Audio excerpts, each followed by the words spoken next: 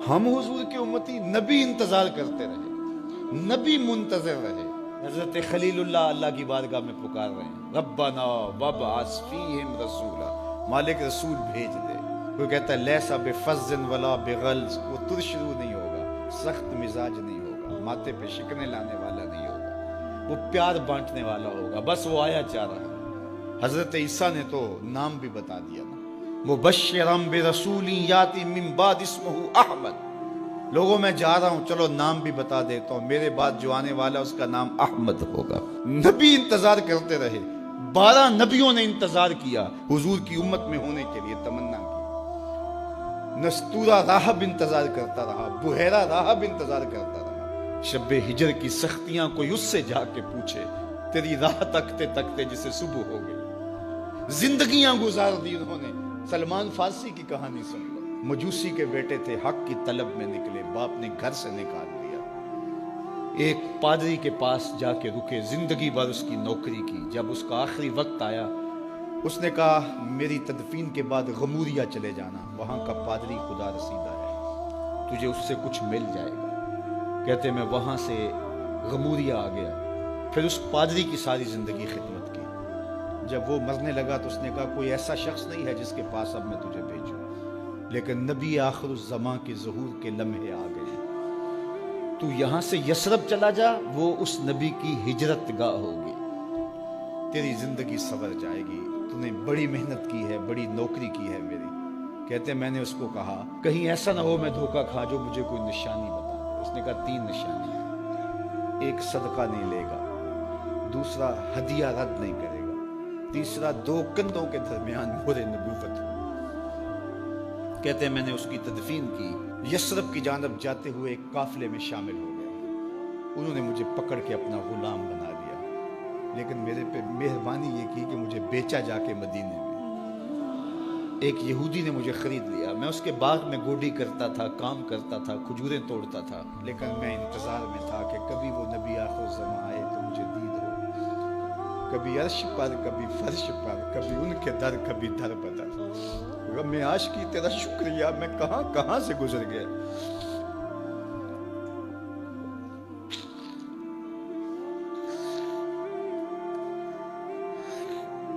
کہتے ہیں ایک دن میں اپنے باغ میں کھجوریں توڑ رہا تھا کہ ہواؤں میں مستی پیدا ہو گئی، اور ہر سمت سے طلع البدر علینا کی صدائیں گونجنے لگی۔ میں سمجھ گیا کہ وہ لمحے آ گئے، میں نے چھلانگ لگا دی اور دوڑ پڑا۔ میرے آقا نے سمجھا شاید غلام بھاگ گیا، اس نے دوڑ کے مجھے پکڑ لیا۔ میں نے اس کو کہا کہ میں نوکر تیرا ہی ہوں، لیکن دل نوکر کسی اور کا ہے، میں بھاگوں گا نہیں، مجھے جانے دے۔ میں کچھ کھجوریں لے گیا تھا صدقے کی نیت سے، جا کے حضور کو پیش کی۔ آقا کریم نے فرمایا ہم نبی صدقہ نہیں لیتے۔ کہتے ہیں نشانی ایک پوری ہو گئی، کہتے ہیں کہ میں کچھ دنوں کے بعد اور کھجوریں لے گیا، اور میری نیت ہدیہ کی تھی، میں نے پیش کی، حضور نے قبول فرما لی۔ لیکن میں بھی کہتا تھا تیسری نشانی بھی پوری ہو لے تو پھر مانوں گا، اور وہ کیا تھی؟ 2 کندھوں کے درمیان مہر نبوت۔ کہتے ہیں ایک دن حضور میرے باغ میں آئے، اور آقا کریم نے اپنے مبارک کندھے پہ چادر رکھی ہوئی تھی، اور چادر کی اوٹ میں مہر نبوت چھپی ہوئی تھی، اور میں پیچھے ہو کے دیکھتا تھا، اور میری آرزو یہ تھی کہ کوئی تیز جھونکا ہوا کا آئے اور چادر ہٹ جائے اور میں مہر نبوت کی زیارت کر لوں۔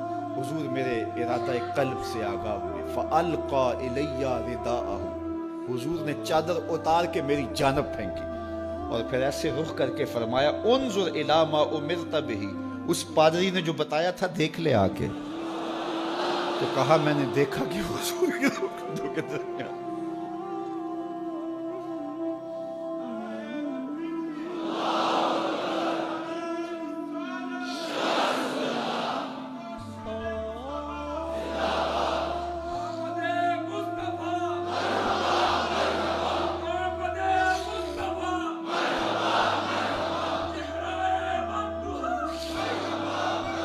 شب ہجر کی سختیاں کوئی اس سے جا کے پوچھے، تیری راہ تکتے تکتے جسے صبح ہو گئے۔ ہم نے تو کوئی انتظار نہیں کیا نا، ہم نے تو کوئی دکھ نہیں سہا، ہم سوئے تھے مقدر جاگ اٹھے، ہمارے والد مسجد سے مولوی صاحب کو بلا لائے، انہوں نے کان میں آ کے کہا مبارک ہو تو حضور کا نوکر بن کے آ رہا۔ میرے والد گرامی ایک شعر جھوم کے پڑھا کرتے تھے، محمد جانے جانا ہے پیغمبر ہو تو ایسا ہو، رسولوں کی بشارت سے مبشر ہو تو ایسا ہو، امر توقیر کا سب کو موکر ہو تو ایسا ہو، کیا ہم کو غلام ان کا مقدر ہو تو ایسا ہو۔ میں اپنے مقدر پہ قربان نہ جاؤں، آپ اپنے مقدر پہ نثار نہ جائیں، ہمیں وہ نبی ملا جو نبیوں کا نبی۔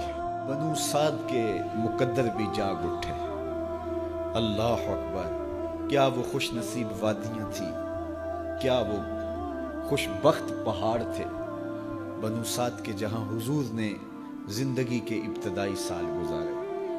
اللہ اکبر۔ حضرت حلیمہ سعدیہ کہتی ہیں جب میں حضور کو گھر لے گئی تو میرے گھر میں روشنیاں آ گئیں، باقاعدہ عورتوں نے کہا حلیمہ تو اتنی امیر ہو گئی ہے رات کو بھی دیا نہیں بجھاتی۔ بڑے امیر کبیر گھرانوں میں بھی رات کو لوگ دیا بجھا دیا کرتے ہیں، لیکن تو اتنی ہی امیر ہو گئی ہے کہ رات کو بھی تیرے گھر کا دیا نہیں بجھتا۔ تو حلیمہ سعدیہ نے کہا آؤ میں تمہیں بتاؤں میرے گھر میں دیا کون سا روشن۔ باقاعدہ ہم جولیوں کو بلایا، پالنے میں حضور تھے، اشارہ کر کے کہا ما کننا نحتاج الی السراج من یوم اخذناہ، جب سے یہ پیارا گھر آیا ہے میں نے سارے دیے توڑ دیے، دیے کی ضرورت نہ مشعل کی حاجت، عجب روشنی تو نے پائی حلیم، بڑی تو نے توقیر پائی حلیمہ، بنی تو محمد کی دائی حلیم۔ کہا ما کننا نحتاج الی السراج من یوم اخذناہ، جب سے یہ پیارا گھر میں آیا ہے میں نے سارے دیے توڑ دیے۔ جہاں روشنی چاہیے ہوتی ہے حضور کو اٹھا کے اس کمرے میں لے جاتے ہیں، وہاں انوار پھیل جاتے ہیں، روشنیاں پھیل جاتی ہیں، کیسے اجالے پھیلے، کیسی روشنیاں پھیلیں۔ حلیمہ دا چھپر کھجوری دے تھلے، حوراں وچھالے نوری مسلے، فرش تو عرش تک پہ گئی دہائی، حلیمہ نے لٹ لئی خدا دی خدائی۔ اللہ اکبر۔ وہ سارا دن تو صحراؤں میں گھوم لیتی تھی، اسے جب بھوک لگتی تھی لبوں کو چوم لیتی تھی۔ بخت جاگے حلیمہ سعدیہ کے حضور ان کے گھر آئے، اللہ اکبر، جدھر سے گزرتے گئے نور پھیلتا گیا، انوار پھیلتے گئے۔ حضرت سیدہ طیبہ طاہرہ حضرت عائشہ سلام اللہ علیہا فرماتی ہیں کہ میں کچھ سی رہی تھی کہ میرے ہاتھ سے سوئی گر گئی۔ اب حضور کے گھر میں دیے میں جلانے کے لیے تیل بھی نہیں تھا، میں پریشان تھی، سوئی گر گئی، اتنے میں حضور تشریف لائے۔ حضور مسکرائے، کہتی ہے میں نے گمی ہوئی سوئی تلاش کر لی۔ اللہ اکبر۔ تو یہ روشنی تھی، یہ انوار تھے۔ اللہ اکبر۔ اذا ضحک یتلالع فی الجدر، جب حضور مسکراتے تھے سامنے والی دیواروں پہ عکس پڑتا تھا۔ اللہ اکبر۔ جب مسکراتے تھے نور پھیل جاتا تھا۔ اذا تکلم رؤیا کالنور یخرج من بین ثنایاہ، حضور کے سامنے والے دانتوں میں ہلکا سا فاصلہ تھا، اور جب آقا کریم گفتگو کرتے تھے وہاں سے نور کی کرنیں چھن چھن کے نکلتی تھیں، انوار پھیل جاتے تھے۔ ایسا نوری ماحول، ایسا نورانی چہرہ۔ حضرت ابو ہریرہ بولے کل قمر لیلۃ البدر لم ارى قبلہ ولا بعدہ مثلہ، کیا پوچھتے ہو، 14ویں رات کا چمکتا ہوا چاند تھے میرے حضور۔ پھر کہا نہیں نہیں نہیں، حضور جیسا نہ پہلے دیکھا نہ بعد میں دیکھا۔